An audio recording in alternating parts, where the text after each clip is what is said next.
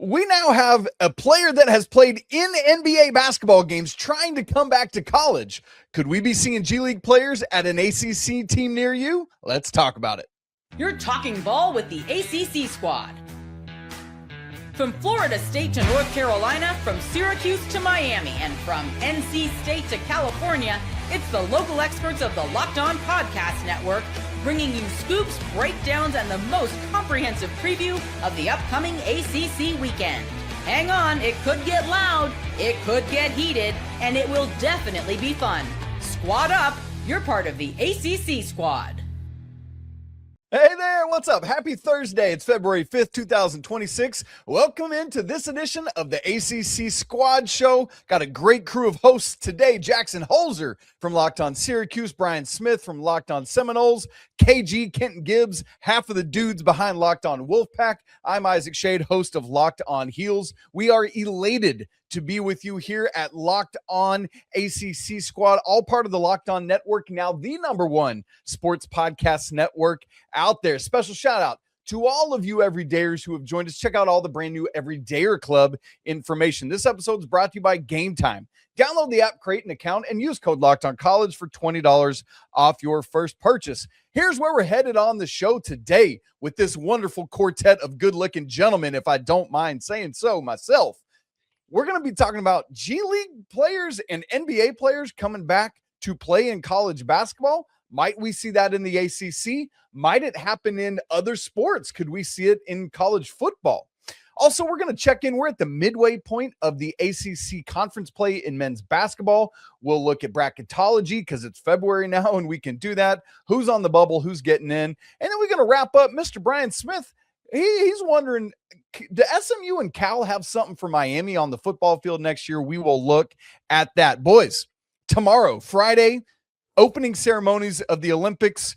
Lindsey Vonn about to ski on a ruptured ACL. I don't know how that's going to happen. Which of us would make the best Olympian? That's my question as we talk about G League players. I don't do any of the winter sports for very obvious reasons. I mean, I played hockey growing up, so maybe me. I was just about to say I can actually ice skate better than I can roller skate. So there's that. All right, Kent, we're on Team USA. Hey, listen, don't put me out there, okay? They're gonna embarrass me. I'm not sure. Summer Olympics, I can do a little something for you. You know what I mean? But Winter Olympics, that ain't it. I could be the 12th guy on the bench on the basketball team. You know what I mean? I'll be the best cheerleader. You know, Jason Tatum was salty about having to cheer. Former ACC player Jason Tatum, he was salty about it. Me, I'll be happy to pass Brown the water. Here you go, Bam. The seat warm. The seat warm for you if you need it, Steph. Okay, I'm just making sure, brother. Just making sure. You know. That's incredible. Can't wait to see it. Go Team USA. Let's knock it out the park. All right, boys. Charles Bediako is back playing for Alabama after having played in the G League. He got a 10-day temporary restraining order. They were going to have a hearing. That didn't happen because of weather, so we got another 10-day. Eventually, we'll actually get to this hearing. In the meantime, he is playing for the Crimson Tide, who are 1-2 with him in the lineup, oh, by the way. But now we get news that Amari Bailey, a player who has actually played in 10 NBA games, is trying to come back to play college basketball next year. Fellas, would you be okay with a player that had been in the G League or even a step up, a player who had played NBA basketball games playing for Will Wade's basketball team? Is it my team? Sure. Jackson, would you have it on your team? You're damn right I would. I want to win. Our team hasn't made the tournament in 5 years. You're telling me I can get an NBA player on the team? Absolutely. Why are we trying to play God here? As long as it's allowed, I don't have a problem with it. Do it.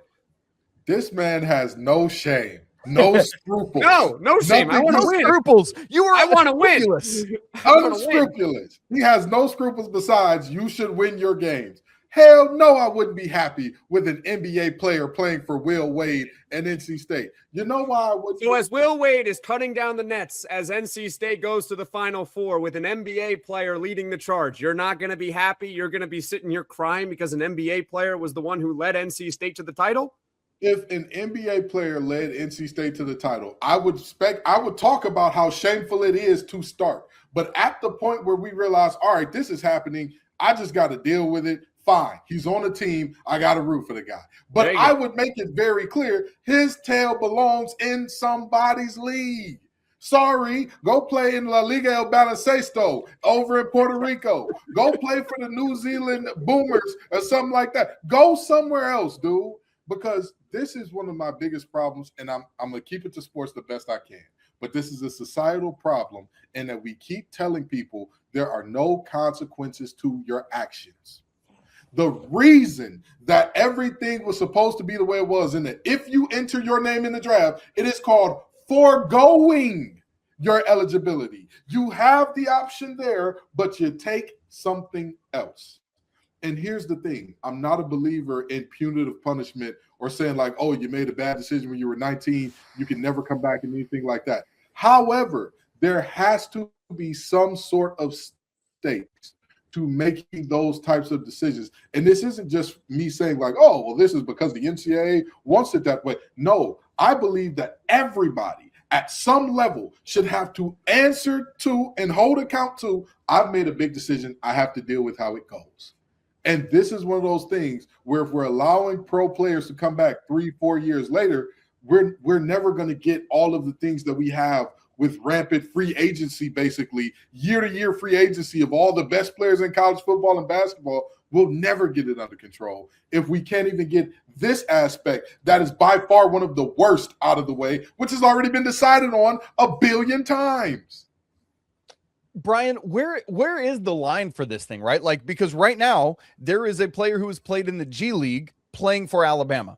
The player, Amari Bailey, who has played in NBA games, is not playing in college as of right now. He's exploring the possibility. Where would you draw the line at, like how we adjudicate who could come back and who couldn't? Is it as simple as what Kenton said? Like, if you forgo your eligibility, you're done and you can't come back. Like, what is the line for you? I don't have a problem with them saying I'm going to test the NBA waters and put my name in the draft. Like, they can have a clause where you can come back. Right. I'm good with that. But as soon as you get paid, you're a professional. That's how I look at it. Like in that league. And I get the NIL part. Because the counter to a lot of people would be, yeah, but they're getting paid in college right now. So yes. Is it the entity that's paying them? Right. And so how would you define that then? Well, here's the problem with it. It's two parts. Number one, the NBA, the money in the NBA is just grotesque. Like they get paid quite a bit, but it's still on a whole nother level. In the G League, you don't go to class. Your life's different. And then the other part, there are certain teams, we all know who they are in college basketball.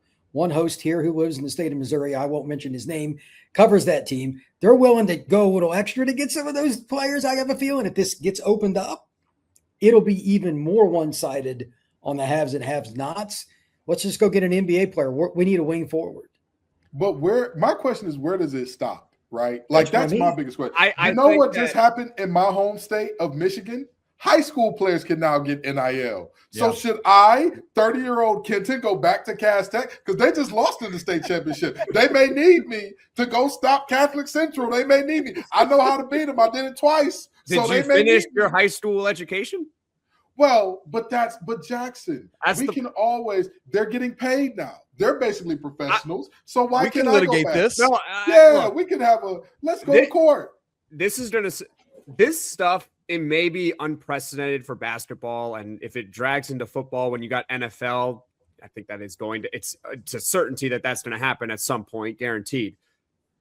It happens in hockey though, because there is a rule in hockey where players can go play in the NHL at a very young age for a few games, get their feet wet, learn what the NHL is like, and then go back.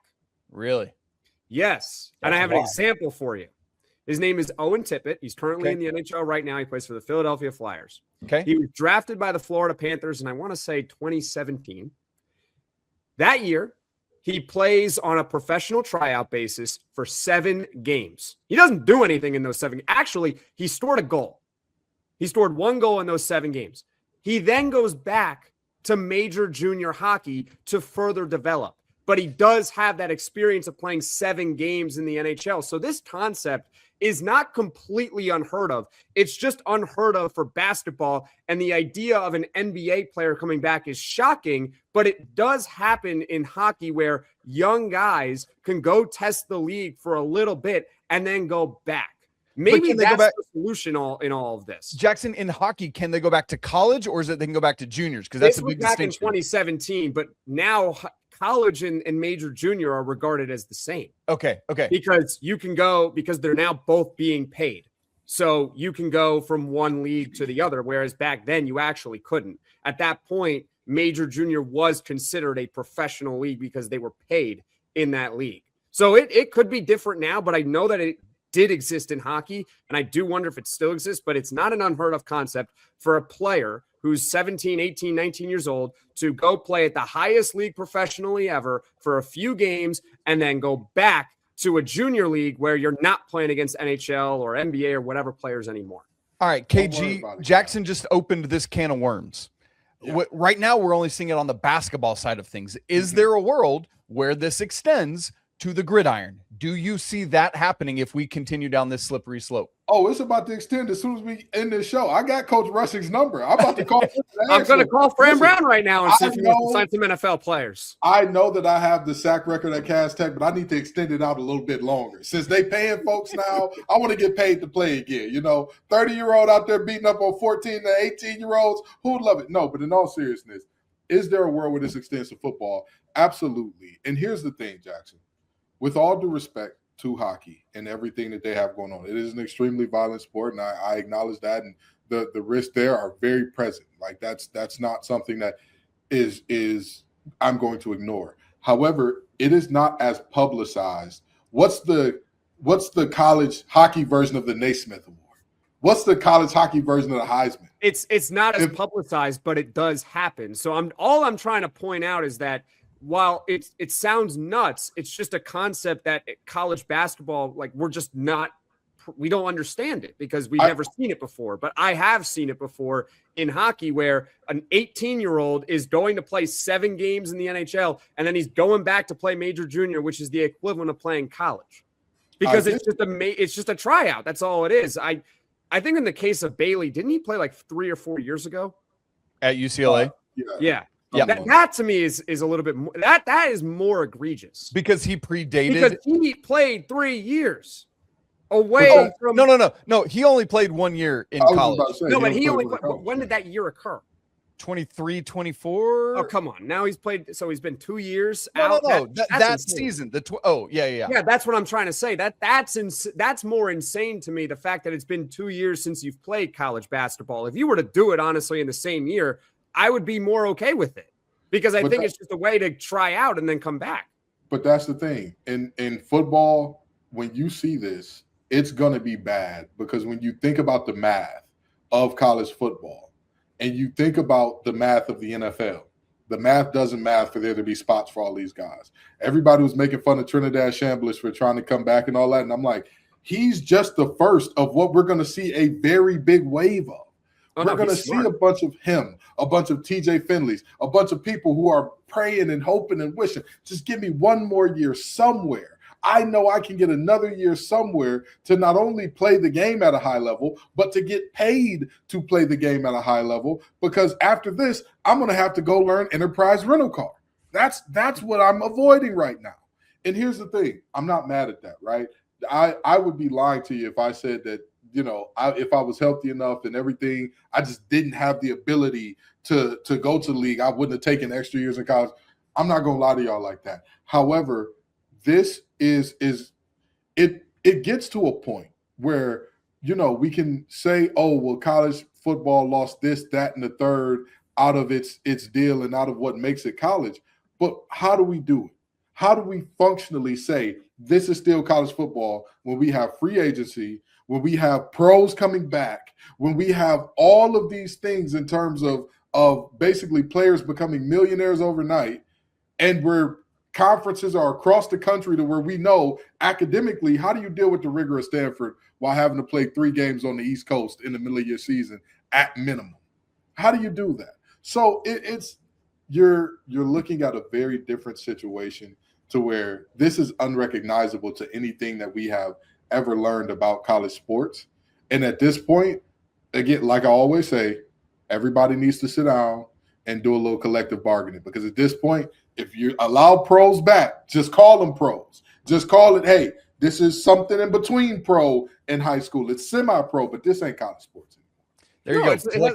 No, it's not college sports. So I agree. They should collectively bargain and just have these guys go on contracts, and that's that. And there you go. We got to get to. We can't continue to moonlight pretending that there's amateurism and professionalism all together. It's just not going to work. All right, boys, great conversation. Love the input. We got to check in on the ACC basketball slate because we're right at the midway point of the season. 9 games in, 9 games down for most of the teams in our conference. Who's going to make it to the tournament this year? I can tell you right now, there's going to be a lot more teams than last year's 4 ACC teams that made it in. And can anybody catch the Duke Blue Devils? We'll head there coming up in just a second. I'm Clea Butler, host of Locked On Women's Basketball, and this is Mazda's Women's Basketball Snapshot, celebrating the work no highlight reel can ever capture.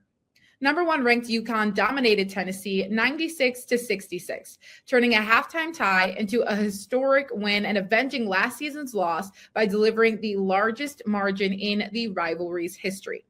AZ Fudd had 27 points and Sarah Strong added 26 as the Huskies remain perfect on the season, reminding everyone why they are the reigning national champions.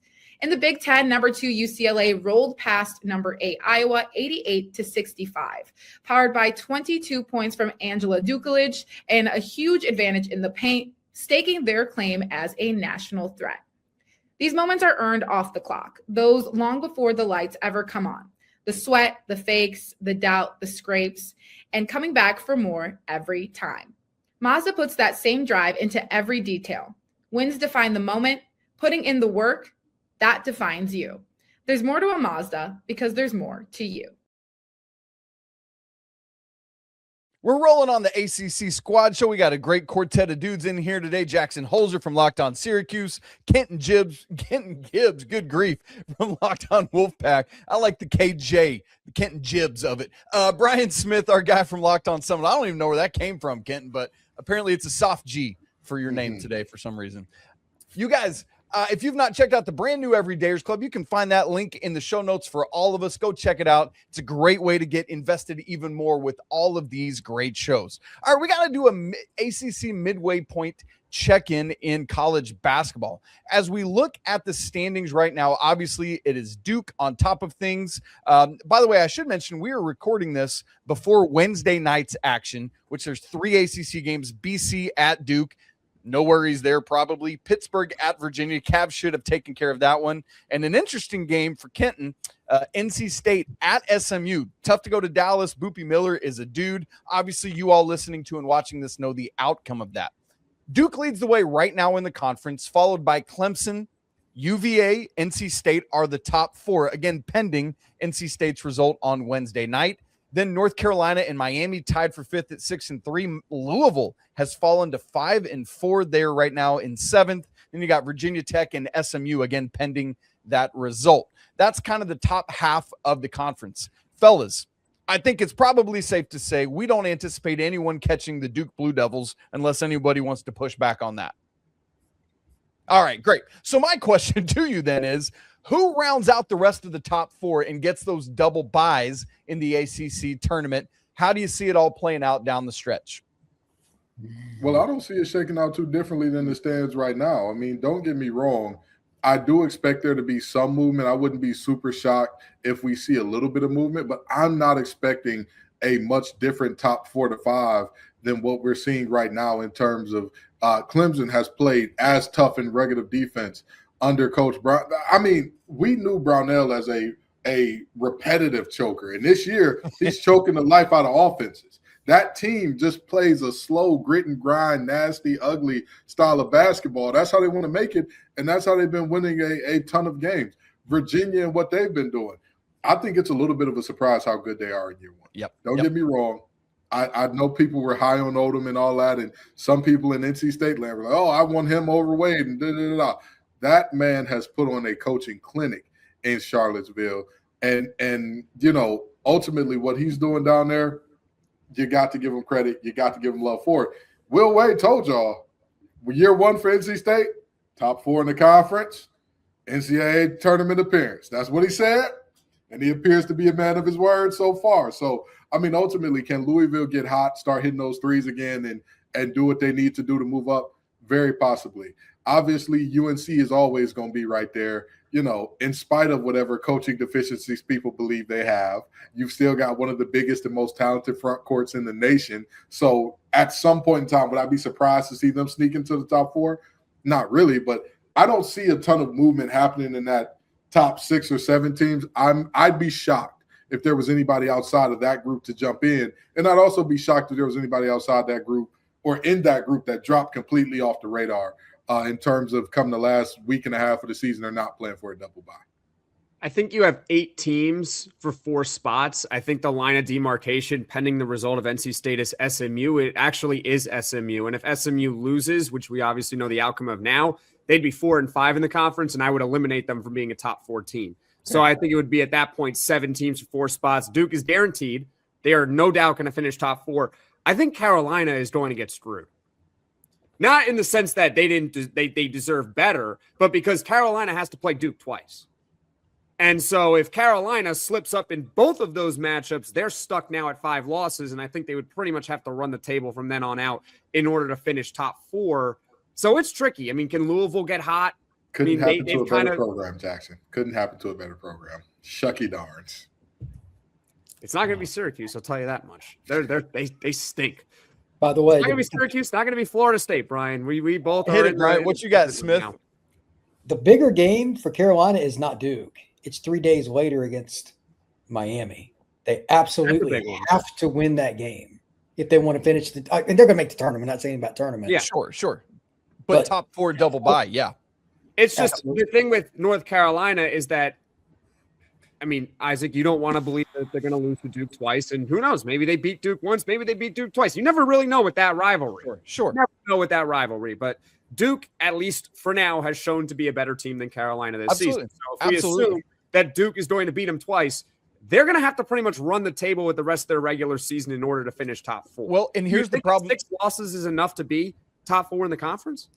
It really depends what everybody else does. North Carolina's problem, to y'all's point, is that they lost 3 games, of which maybe they only should have lost 1. They lost at SMU and at both California teams. Per ESPN Analytics, the schedule the rest of the way, Carolina's is the toughest in the ACC, followed by NC State as the second toughest. And so, Kenton, you and I both got work to do, brother, to get this done. And that's why, there's just 1 game between State and Carolina this year. That's in Raleigh. There's just 1 game between Miami and Carolina. That's down in Miami. And so I think you guys are right. Carolina's got a lot of work ahead of them if they want to crack that top 4. So it feels like Duke, man, really Clemson. I'm right with you, KG. Clemson just cruising along, Virginia as well. And really it might be, I know, Jackson, you said 7 or 8 teams for 4 spots. It might be 3 or 4 teams for 1 spot in that 4th. It could be. No, it could absolutely be, but you have to also account for, is Clemson they all going to play each other? They're all going to play each other, and who knows? Maybe Clemson goes on loses 3 out of 4 in a random stretch, or maybe Virginia has a couple of bad losses. I'm not saying those teams are bad. It's just that the one team that you really feel confident is not going to fall out of the top 4 is Duke. That's it. That's the only team. I agree. I can agree. And then every 100%. Other team, you still have to play, and I think Clemson's going to be able to seal the deal and be top 4. I have a feeling that Virginia's going to be top 4 too, but I'm not going to stamp it right now on February 3rd at the time of this recording and say, yep, we already got 3 spots. We're only playing for 1 more. I think what Lucas has done down in Miami has been fantastic so far, but it feels like they're falling back down to earth, right? Yep. They're just not a deep team. They that's what I'm saying. Players, but they don't have much outside of a 4 exactly. 5 guys. Exactly. Now that the tape is out and their bodies are starting to wear down during the season, you've got a situation where after that massive winning streak to start conference play, they've dropped 3 of their last 5 against teams that you would objectively look at and say, that's not a tournament team. What's going on there? So Cal last weekend. Yeah, exactly. Cal, excuse me, not at Cal. Yeah. And I believe they lost to Stanford as well. Or no, it was Florida Florida State. Home to Florida State. Yeah, they lost to Florida State. A Florida State team that NC State beat by 40. Hung a 50 ball on them boys damn near. So ultimately, I think they're falling back down to earth a little bit. That's why I don't really consider them as serious players in this conversation. But the rest of the group, I do think, who would be surprised by Kelsey's crew getting it together? Who would be shocked by that? Not me, right? No. Who Especially would be with Michael shocked? Brown now back. Who would be shocked if Caleb Wilson goes on to continue his freshman of the year campaign and actually leads that team to being in the top 4?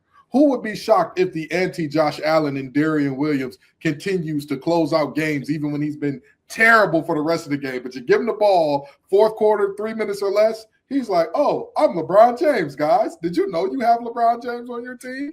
And he does what he wants to do. So ultimately, you have a lot of really good teams in this glut, but there are a few that are like, they're in the rankings, but you're not really, SMU is a prime example. Boopy can score. They can score. None of the boys can shuffle the puppies. They've got no rim protection. Where do they get a stop?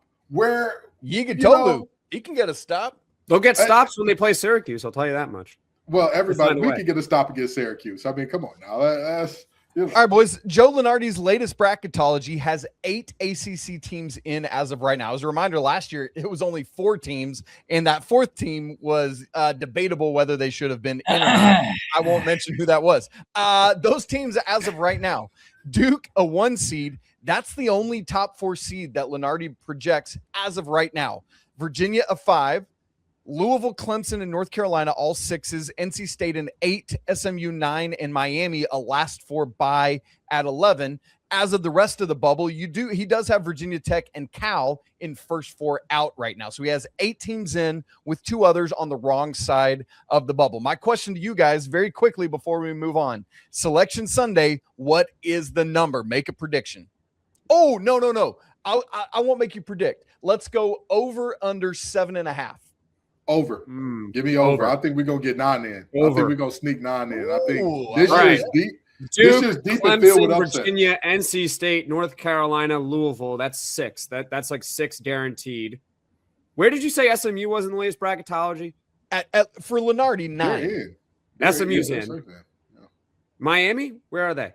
11. So the ones that are really safe in Lunardi's projection are Duke, Virginia, Carolina, Louisville, Clemson, NC State, SMU. And the questions are Miami, Virginia Tech, Cal. That would take it above that. I think Miami would get in over Virginia Tech and Cal. I don't trust Miami's depth. Virginia Tech, I'm telling you, it's been too many great upsets this year for me to not believe that there's going to be a couple more teams on the bubble that you just look up like, Syracuse. No, stop it, Jackson. Stop it. Y'all boys ain't even on the NIT bubble. Knock that off. They're not on the NIT bubble. Hey, look, Kai and Anthony's dad has some eligibility. Get him on the floor. I don't think he could thrive in this offense. All right, guys, we got to keep moving. We got to keep the train moving here. Good stuff. We'll see if we are right with our over-under projections here in just a little bit. My man Brian Smith is wondering, could SMU and Cal be battling to wind up playing Miami in the 2026 ACC championship game? I want to get his thoughts about that, and we'll all react to it coming up in just a second. Right after I tell you about our friends at Indeed. Look, hiring is not just about finding someone willing to take your job. It's about finding the right person with the right background who can actually help your business move forward. And if you want candidates who match what you're looking for, Indeed Sponsored Jobs is the move for you. Because instead of hoping the right person just stumbles across your post, Indeed helps you match with quality candidates by boosting your job listing to the people who fit your specific criteria, like skills, certifications, and location. If I was hiring, I wouldn't want just somebody who could fit because it was like, all right, you can help. Sure. No, I'd want someone with real experience and real connection who could jump right in. And that's what I like about Indeed. You can get specific and you can target exactly what you need. And with sponsored jobs, your post gets seen by candidates who are actually a fit. So if you're hiring, spend less time searching and more time interviewing candidates who check all your boxes with Indeed Sponsored Jobs. Listeners of ACC Squad Show, you get a $75 sponsored job credit to help get your job the premium status it deserves at Indeed.com/podcast. Again, that's Indeed.com/podcast. Terms and conditions apply. Hiring? Do it the right way with Indeed. This episode's also brought to you by Game Time. Y'all, there's nothing like being in an NBA arena. The crowd, the energy, the moment. Trade deadline going on right now. It's crazy. New players, new places. Getting tickets, though, man, that part hasn't always been so simple. And that's why Game Time exists. It's the go-to app for scoring fast tickets without the hassle. It puts the advantage back where it belongs with you, the fans. You can pull up your app, pick up an upcoming NBA game, and have tickets locked in within minutes. I also love that you get all-in prices up front. So you're like, oh man, how much is this going to jump at checkout? No, you don't have to worry about that. We talked about Duke and North Carolina earlier in the show. First meeting between those rivals coming up this weekend. Tickets are a little steep. $444 is the get-in price right now. Hey, but watch these tickets as the week goes. It'll get cheaper. So take the guesswork out of buying NBA tickets with Game Time. Download the app, create an account, and use code LOCKEDON for $20 off your first purchase. That's code LOCKEDON for $20 off. Download the Game Time app today, and remember, it's gametime.co, not gametime.com. Check it out today. All right, fellas. I think we all probably expect Miami to be very, very, very good at football again next year. Will they make the NCAA championship game again? I shouldn't call it the NCAA championship game because that ain't what it is. It's a college football playoff championship game. We'll see if they can do that. But the question that my man Brian Smith is pondering, could SMU and Cal be battling to be the opponent in the ACC title game? B, what you got for us, brother? I think Kevin Jennings will be one of the top 3 quarterbacks in the league. I think Rhett Lashley is one of the best coaches. They've proven in their first 2 years in the league that they're one of the top programs, if not the second best. And now Jennings is going to be a third-year starter. They've got some pretty good portal guys coming in. So I think SMU next to Miami is the second most likely team to be in the ACC title game. But don't count out Cal. They got JKS, maybe the most natural passer in college football. And they got a gazillion transfers. I'm sitting here looking at the list right now. It's insane. And they got some guys like Chase Hendricks is one of the top receivers coming in from Ohio. Ian Strong, the big guy for Rutgers, is going across the coast to play. Is like they're going to be explosive. This is going to be interesting. The ACC needs some new blood anyway. It'd be kind of cool to see going down to the last weekend of the regular season, Cal and SMU, like which one gets to play Miami in the ACC title game. That would be really cool because college football needs a few upsets. This would be one of them. Have we learned nothing from last year? Have we learned absolutely nothing? 2 years ago, there was an ACC team that everybody thought like, oh, they're back. They're good now. And they returned their quarterback and they returned 2 top 10 pass rushers and they returned all of this talent. And everybody said, oh, yeah, they're for sure going to be great again. And then they weren't. What tells everybody that Miami is a shoo-in for next year's ACC championship game? I get it in theory. However, we have seen Miami blunder up every year, including this one. When it comes to getting into an ACC championship game, it never works out. I don't know why we have them penciled in, but sure, for the sake of this exercise, if we were to pencil them in, I do think that SMU and Cal are 2 great contenders. They're 2 of the only schools in the league that are returning their quarterbacks. And while Cal has a new head coach and all those transfers, and you don't know what that's going to be, Rhett Lashley has mastered the portal. I think it's fair to say he has mastered that thing. He always gets more than he loses. He figures out how guys should fit in different places. And year in, year out, SMU has been right there. I would be shocked to see a year 3 Kevin Jennings not be there. And to think Kevin Jennings' story started with us saying, maybe Preston Stone and company could upset the apple cart. And he goes and takes Preston Stone's spot. And now Preston Stone was up at Northwestern somewhere. What a crazy world we live in. So ultimately, I do think that SMU is going to be there. I'm just not so sure why we're like, Miami's going to be in the ACC championship game, a place that they haven't been since what? Ja'Cory Harris was walking around those hallways or something like that? If they don't this year, Kenton, then they shouldn't be allowed in it. I'm just saying. They went to the national championship this year and didn't go. I'm just saying. Okay. I don't want to sit here as well and say like Miami is some sort of big lock. I get your point. But if it's not Miami, then who are you picking? Well, that's the thing. If we come into last year and we said Miami Duke is going to be your ACC championship game, you would have been laughed out the door. Or I'm sorry, Miami Virginia was the Virginia, yeah, Virginia, yes, but Miami Duke, I would have been like, well, Duke was like a sleeper team with Mensa. No, the actual game was Duke Virginia. If you would have told people coming into the year Duke, Virginia is going to be the game. And by the way, Duke is going to lose to Tulane. Illinois is going to run them out of their own damn stadium. And now we got the whole situation with being 7-5, but I get your point. But you get my point. It's a crazy world we live in the ACC. And again, the Atlantic teams that were supposed to be the law and order around here, there's no law. There's no order. There's no Clemson. There's no Knowles. There's no nothing. Now we got all this anarchy and 7-5 teams out of the coastal winning it. That's what we are with now. Who is going? The first way to figure this out is you have to figure out who is going to be bad. Right. Syracuse, Boston College, North Carolina, Florida State, Stanford. You're all going to be bad. Like there's no chance. Okay. Any hopes on Wake Forest going to the ACC title next year? They got more players back, but going to the title game, it would be a shock. Okay, that's a shock. So they had the most quiet 8-win season I've ever seen. Kenton, do you think that NC State is going to go to the ACC championship next season? They got a chance, but I doubt it. That defense has too many holes. But that offense, they could do what Wake Forest did a few years ago, where you just they could do what Wake Forest did, where you end up in a few games where you just end up with the ball last. You're like, hey, are we going to win this thing? And then you do that enough, and you're like, oh, I guess we do got a game in Charlotte in a couple weeks. All right, boys. So we'll consider NC State long shot. Louisville could be the team that gets in because Louisville is just Louisville, and they're consistently good, and they're never great, but they're consistently good. So Louisville can absolutely be a top 2 team in the ACC next year. How about Georgia Tech? You think they're going to be as good now that they don't have any quarterback? No. Okay, so they're going to fall off a map. Pitt, another one of those teams that's kind of consistently good. Can they get to the ACC championship?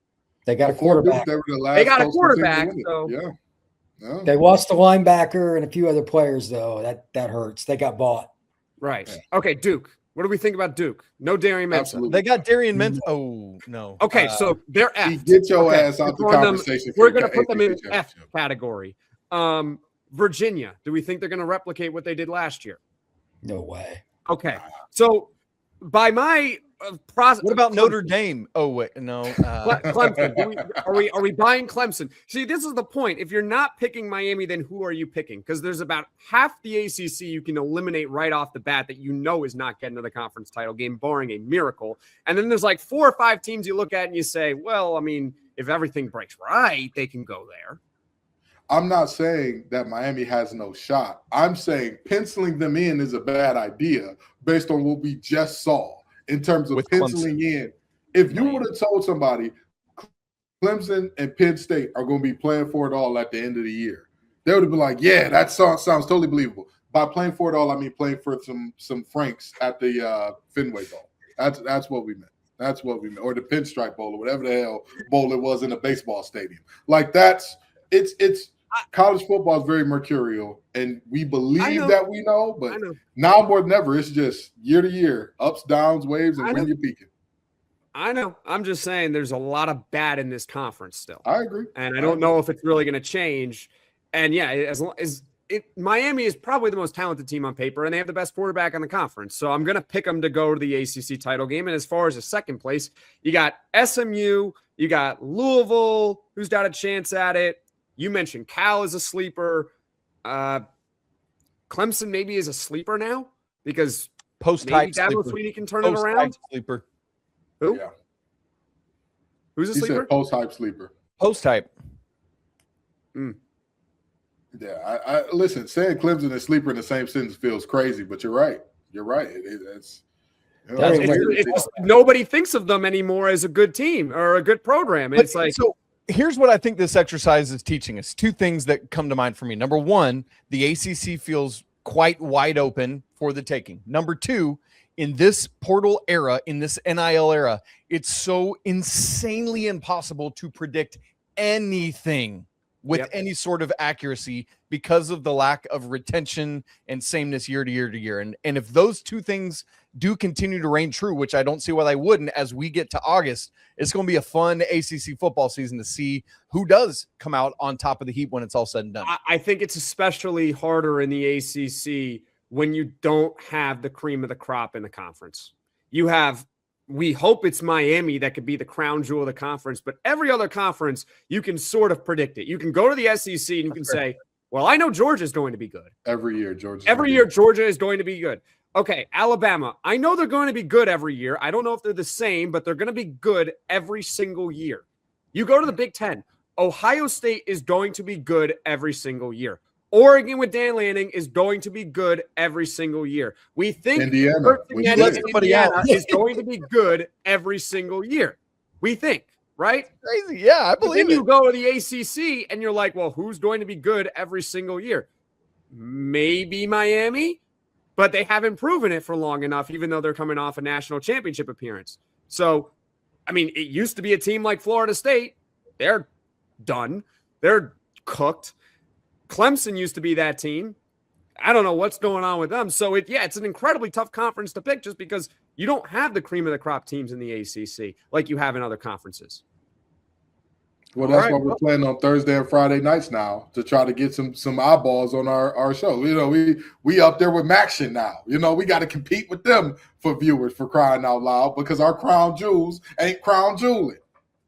Brian and I talked about that last week. We had a really interesting conversation about that Thursday, Friday night slot. And so we'll see how that can continue to get some eyeballs on the ACC in those moments. All right, you guys, been a great show today. A lot of fun. We're thick in the middle of college basketball season. We're here to see the ACC keep on rolling and getting these teams moving forward. Got another big weekend ahead of us, including the first Duke North Carolina matchup of the season. That should be a lot of fun, along with the rest of the ACC action. For Jackson Holzer, host of Locked On Syracuse, for Kenton Gibbs from Locked On Wolfpack, our man Brian Smith from Locked On Seminoles, I'm Isaac Shade, host of Locked On Tar Heels. It's always great to have you guys here with us. Thanks for making Locked On Network the #1 sports podcast network. Thanks for being with us here on the ACC Squad Show. And until next week, peace out.